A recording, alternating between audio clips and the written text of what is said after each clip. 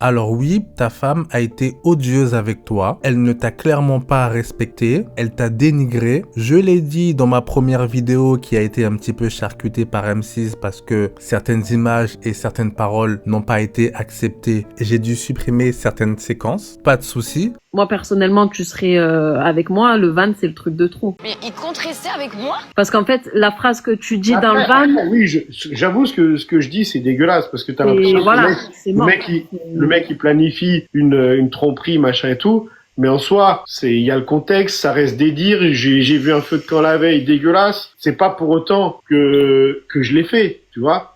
Rémi, pas à moi. Je suis un homme et je sais comment ça se passe. Je peux déterminer si tu dis la vérité ou pas. Tout ce qu'il a pu dire dans le bus était réel. Et comme il s'est fait choper, pour se défendre, il a dit « Oui, mais vous savez, j'ai entendu des choses pas très bien vis-à-vis de moi. Elle m'a beaucoup dénigré. J'ai été faible. J'ai pas fait exprès. Et au final, je n'ai rien fait. » Mais tu n'as rien fait parce que tu t'es fait attraper. Et en plus, c'est faux. On sait que tu as eu son numéro. On sait que tu as envoyé des messages, on sait qu'à un moment donné, tu voulais la revoir, potentiellement te mettre avec elle pour devenir un couple d'internet. Ce garçon n'est pas ce que vous croyez. Je ne dis pas que dans sa relation, il n'a pas souffert, je ne dis pas qu'il n'était pas amoureux, je dis juste qu'il n'a pas eu d'opportunité pour être un mauvais garçon. Mais dès qu'il a eu l'opportunité, on a vu son vrai visage. Il essaye de tout cacher, que personne ne soit au courant. Malgré lui avoir dit que j'avais besoin qu'elle fasse des efforts, qu'elle m'estime, qu'elle me valorise,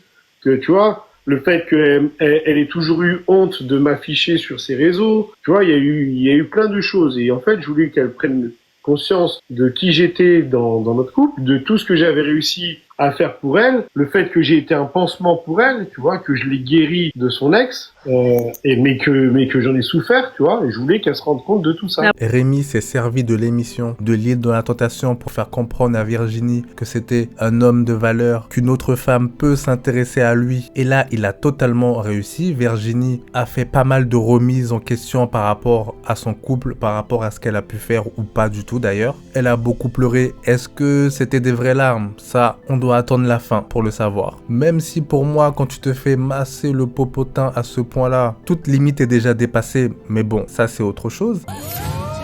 Une chose est sûre, Rémi s'est brûlé les ailes. Rémi est tombé dans son propre piège. Il a commencé à avoir une grande attirance pour sa tentatrice. Constance lui a tapé dans l'œil. Si, tu l'as regardé l'émission avant. Oui, mais on la connaît par cœur, tu vois, malgré toutes les tempêtes qu'on a traversées. Mais dans ce cas-là, si tu sais comment ça se passe, moi c'est ça qui me tue. C'est que si tu sais comment ça se passe l'émission, si tu sais exactement, tu sais comment ça se passe, tu sais les vidéos qui montrent, tu sais les tentateurs, les tentatrices qui sont là pour te faire craquer, normalement tu craques pas quand tu tiens vraiment à la personne. Même si la meuf, elle te lâche pas. Et c'est vrai, il y a une chose que je n'ai pas vue vis-à-vis de Rémi, c'est que lui aussi veut devenir influenceur, mais à un niveau inimaginable. J'ai été un petit peu surpris quand Maxime a débarqué sur l'île, il l'a reconnu directement. Il est tellement fan de l'émission, il a regardé toutes les saisons, et ça, c'est une info que je n'avais pas. Donc il sait très bien comment ça fonctionne. C'est un petit filou, il joue au gentil, il joue à l'homme parfait, alors que pas du tout. Je vous assure. Déjà, t'as pas de rapport parce que t'as pas ta meuf avec toi. Ah oui, c'est clair. Ça veut dire même pas, tu peux voir ta meuf le soir et te dire, de toute façon, non, je vais rentrer, je vais voir ma meuf, tu vois. Non, c'est que là,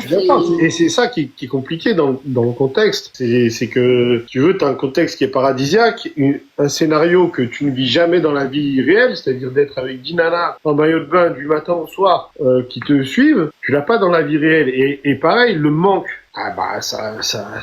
d'intimité. Il fait partie des garçons lambda, des garçons très faibles, avec un taux de testostérone élevé. Quand tu sais que tu ne peux pas tenir une semaine sans relation, tu ne vas pas dans ce type d'émission. Sauf si tu sais très bien ce que tu vas faire, parce que là, ça fait quoi, 12, 13 jours? Tu ne peux même pas te retenir à ce point-là. Quand un garçon a une libido où il ne peut même pas se retenir pendant 2 semaines, ça veut dire qu'il a une libido bien trop élevée. Un potentiel trompeur à partir du moment où il est séparé de sa femme un peu trop longtemps. Je vous l'assure. Parce que oui, il y a plusieurs types de libido. Des personnes qui ne peuvent à peine tenir 2 jours, d'autres une semaine, 1 mois, 3 mois, 1 an. Oui, certains hommes peuvent faire 1 an, 2 ans, 3 ans sans aucun problème, sans aucun souci. C'est pour ça que c'est bien de se mettre avec quelqu'un qui a à peu près la même libido. Comme ça, vous êtes raccord et il n'y a pas trop de conflits par rapport au X. Après, oui, je sais que parfois, ça dépend des saisons, ça dépend de la santé mentale, ça dépend de si on prend des médicaments ou pas. Il y a énormément de variations, je ne dis pas le contraire, mais au maximum se rapprocher de la libido de son partenaire pour que les choses se passent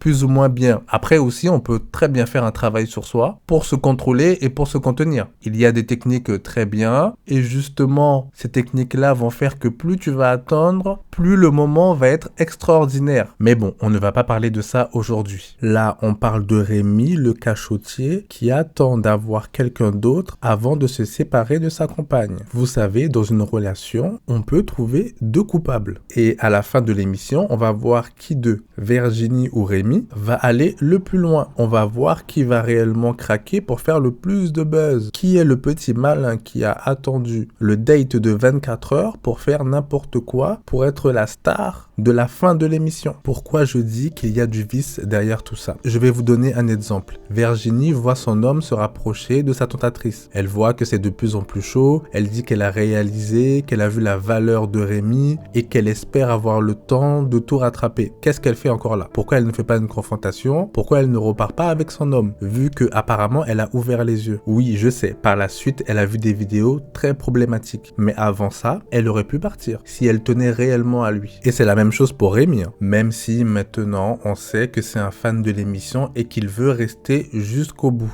Je sais que la plupart des gens ne veulent pas passer pour des mauvaises personnes. Mais parfois, il faut assumer. Parfois, il faut dire, oui, j'avais envie. Oui, je voulais la revoir en secret. J'assume. Ensuite, j'ai réfléchi et ce n'était pas une bonne idée. Je regrette. Mais on ne dit pas, ah oui, mais je ne l'ai pas fait. Alors que tu avais cette idée en tête. Alors que si les caméras n'étaient pas là, le plan allait fonctionner. Et tu allais pouvoir manipuler les deux. Pris la main dans le sac, au moins assume au lieu de sortir de fausses excuses. Là, on aurait pu comprendre. Mais quand tu tentes de mentir comme si tu avais 5 ans alors que tu en as 40, on peut se poser des questions sur la maturité d'esprit. Critiquer Tino et Hugo et dire qu'ils sont jeunes alors que toi, tu as juste assez d'expérience pour essayer de cacher la chose, ce n'est pas ça la maturité.